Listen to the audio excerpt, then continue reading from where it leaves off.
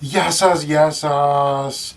Πάμε σήμερα να φτιάξουμε χταπόδι κρασάτο. Ξιδάτο κρασάτο, γίνεται φανταστικό, είναι ένας υπέροχος μεζές, τον οποίο μπορείτε να τον εφυλάξετε σε βάζα, στο ψυγείο, δεν παθαίνει τίποτα. Λοιπόν, μην ξεχνάτε να κάνετε κοινοποιήσεις στα βίντεό μας, να κάνετε γραφόλα στο κανάλι μας. Ό,τι θέλετε μπορείτε να έρθετε στην ομάδα μας Μαγειρικές Απολαύσεις στο Facebook. Και τώρα πάμε να σας δείξω τη συνταγή. Έχω πάρει ένα χταπόδι μεγάλο. Έτσι, είναι γύρω στο κιλό, του έχω βγάλει το στόμα. Θα καθαρίσουμε λιγάκι και την κουκούλα. Αυτά εδώ δεν χρειάζονται, πάνε για πέταμα.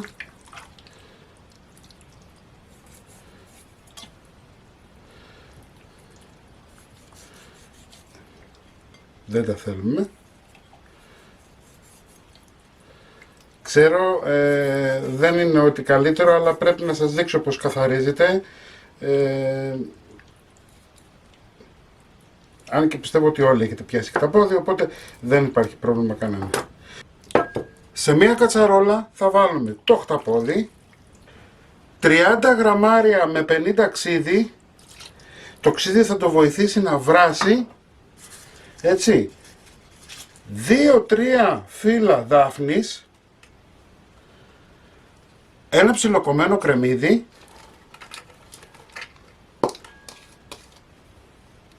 ένα ολόκληρο κρεμμύδι,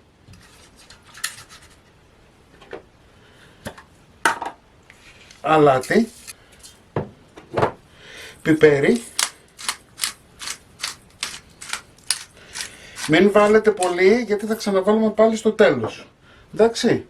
Και λίγο ελαιόλαδο, 20 με 30 γραμμάρια, ζεστό νερό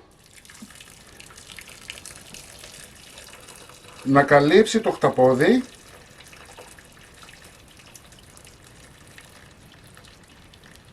περίπου 1-1,5 λίτρο. Και τώρα όπως είναι θα το βάλουμε να βράσει σε σιγανή φωτιά μέχρι να γίνει, μέχρι να μαλακώσει, περίπου 1 ώρα. Λοιπόν, το έχουμε αφήσει, έχει βράσει καλά. Θα κλείσουμε τώρα λίγο τη φωτιά, δεν είμαστε έτοιμοι. Απλά τώρα θα πρέπει να το πάρουμε, να το ταμαχίσουμε.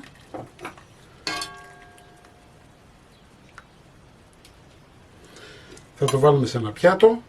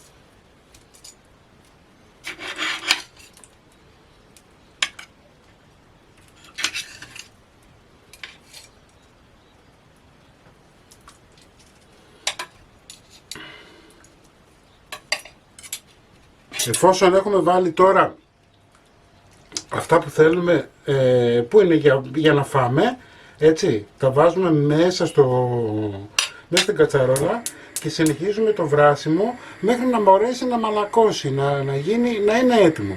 Όταν θα μαλακώσει θα σας δείξω για την υπόλοιπη διαδικασία. Λοιπόν, το χταποδάκι μας είναι έτοιμο. Πότε καταλαβαίνουμε ότι είναι έτοιμο? Όταν το τρυπάμε με το πυρούνι και τρυπιέται. Εντάξει. Οπότε πάμε να το τελειώσουμε τώρα. Θα βάλουμε 20 γραμμάρια ξύδι, ένα ποτήρι του κρασιού κρασί, ένα ποτήρι του κρασιού λάδι. Το λάδι είναι συντηρητικό. Είναι αυτό που θα σας κρατήσει το χταπόδι για αρκετό καιρό στο βάζο και να μην πάθει τίποτα. Λοιπόν, θυμάρι ή ρίγανη, ανάλογα τα γούστα σας. Εγώ έβαλα θυμάρι, πιπεράκι αρκετό, Γιατί όπως είπαμε είναι μεζές.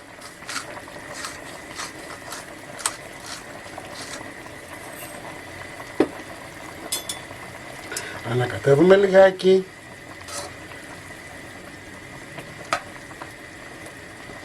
Προσέχτε τώρα, το ζουμάκι το θέλουμε. Έτσι, αφενός ότι είναι φανταστικό για βούτυγμα. Θα το αφήσουμε τώρα 5 λεπτάκια όπως είναι να συνεχίσει το βράσιμο σε χαμηλή φωτιά και θα σερβίρουμε. Λοιπόν, έχει μελώσει φανταστικά. Κοιτάξτε τι ωραίο που έχει γίνει. Πάμε να στήσουμε.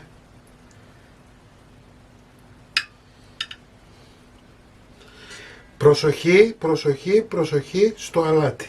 Έτσι, γιατί παίζει πολύ μεγάλο ρόλο από πού είναι το χταπόδι, από ποια περιοχή. Έτσι, καλό είναι να μην βάλετε στην αρχή. Εγώ είδατε έβαλα πολύ λίγο, δεν έβαλα πολύ. Καλό είναι να μην βάλετε και να το δοκιμάσετε στο τέλος, οπότε αν χρειαστεί να του προσθέσετε αλάτι.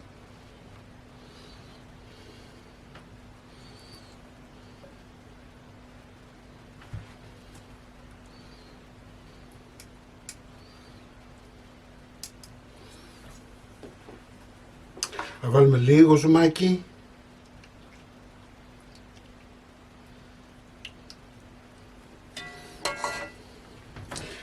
Ελαιόλαδο, του πάει πάρα πολύ.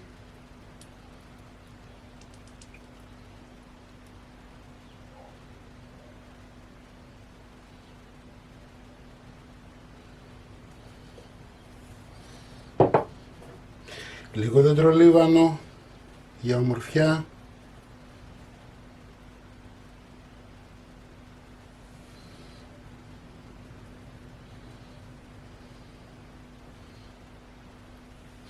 Και το πιάτο είναι έτοιμο. Το πιάτο μας είναι έτοιμο. Είναι φανταστικό να το φτιάξετε όλοι και όλες. Έτσι. Μπορείτε με το ζουμάκι μαζί να το βάλετε σε βάζο μέσα και στο ψυγείο. Κρατάει πάρα πολύ καιρό, δεν παθαίνει τίποτα. Φτιάξτε το. Μην ξεχνάτε να κάνετε κοινοποίησεις στα βίντεό μας, να κάνετε γραφούλα στο κανάλι μας. Οτιδήποτε χρειάζεστε μπορείτε να έρθετε στην ομάδα μας Μαγειρικές Απολαύσεις στο Facebook και τη συνταγή όπως πάντα θα την εβάλω στο www.magirikesapolavsis.gr. Να είσαστε καλά και θα τα πούμε με ένα επόμενο βίντεο. Γεια και χαρά σας!